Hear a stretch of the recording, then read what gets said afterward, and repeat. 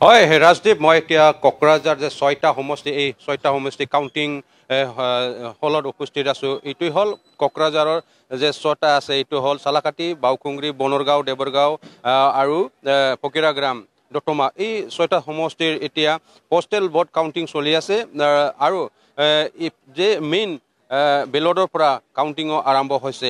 আৰু যদি চাই এতিয়ালৈকে যে কোকৰাঝাৰ জিলা হিচাপত জমদুৱাৰ, শ্ৰীৰামপুৰ আৰু চৰাইবিল, এই তিনিটা ঠাইত BPF পষ্টেল বেলট জিকি আছে বা লিড লৈ আছে। যদি চাই যিমান অফিচাৰসকলে যোনে পষ্টেল ভোট দিছে, এই মেক্সিমাম এই সময়ত BPFৰ সময়ত চাকৰি পাইছিল বা কোনোবা ছাপৰ্টাৰ আছিল। ইয়াৰ কাৰণে এতিয়া বেছিকৈ পাই আছে বা এতিয়া লিড লোৱাটো আমি জানিবলৈ পাইছোঁ। মই দেখাবৰ কাৰণে চেষ্টা কৰিম লাহে লাহেকৈ।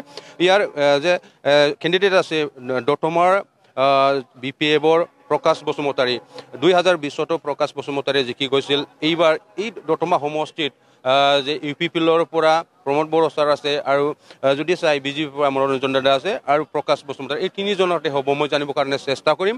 কি ক'ব এতিয়া পষ্টেল ভোটত আপোনাৰ BPF এতিয়া আগবাঢ়ি আছে, কি ক'ব, কি আশা কৰিছে? তো নমস্কাৰ।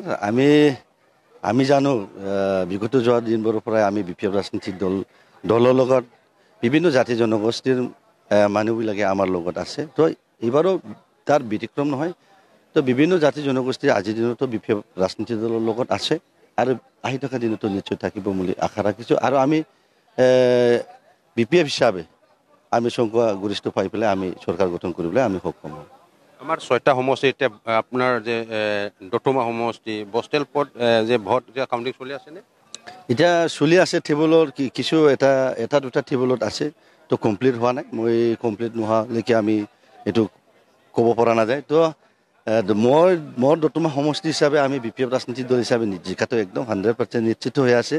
তো বিভিন্ন জাতি জনগোষ্ঠীৰ বিভিন্ন ধৰ্মাৱলম্বী লোকসকলে আমাৰ BPFৰ লগত বিগত যোৱা 2005 পৰাই আছে, এইবাৰো নিশ্চয় আমাৰ লগতে থাকিব। তো আমি দতমা সমষ্টিৰ কেণ্ডিডেট হিচাপে BPFৰ কেণ্ডিডেট হিচাপে মই জয় হোৱাটো একদম নিশ্চিত।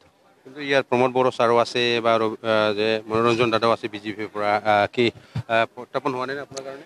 তো তেনেকুৱা আমি দতমা সমষ্টি হিচাপে আমি কোনো ৰাজনীতিক দলৰ লগত আমি প্ৰত্যাপন হোৱা নাই। তো আমি BPF ৰাজনীতিক দল হিচাপে অকলে প্ৰতিদ্বন্দ্বিতা কৰা নিচিনাহে লাগি আছোঁ। কিয়নো বিগত যোৱা 5 বছৰত প্ৰমোদ বড়ো ডাঙৰীয়াৰ নেতৃত্বত আমাৰ দতমা সমষ্টিখনত একো কাম কৰা নাই। তো ইয়াৰ কাৰণে মই নাভাবোঁ প্ৰমোদ বড়ো ডাঙৰীয়া আমাৰ দতমা সমষ্টিখনত আহি পেলাই কিবা এটা চমক সৃষ্টি কৰিবলৈ সক্ষম হ'ব, তেনেকুৱা মই ভবা নাই। আৰু BJP ৰাজনীতিক দল হিচাপে ইয়াতো আমাৰ দতমা সমষ্টিৰ একো ভীতি নাই বুলি আমি ক'ব পাৰে। তো 5-6 হাজাৰমান ভোট পাব, ইয়াত বাহিৰে ভোট নাপায়। 2020ত BPF 12টা সমষ্টিত 9টা সমষ্টি পাইছিল। এইবাৰ 12টা সমষ্টি কিমানটো ক'ব পাৰে? তো আজিৰ দিনতো মিনিমাম আমি 11টা পাই আছোঁ। ইয়াত কোনেও নুই কৰিব নোৱাৰে। আমি 11টা আজিৰ দিনত এতিয়ালৈকে আমি 11টা আশা কৰি আছোঁ, 12টাও হ'ব পাৰে। চৰকাৰটো BPF হ'ব।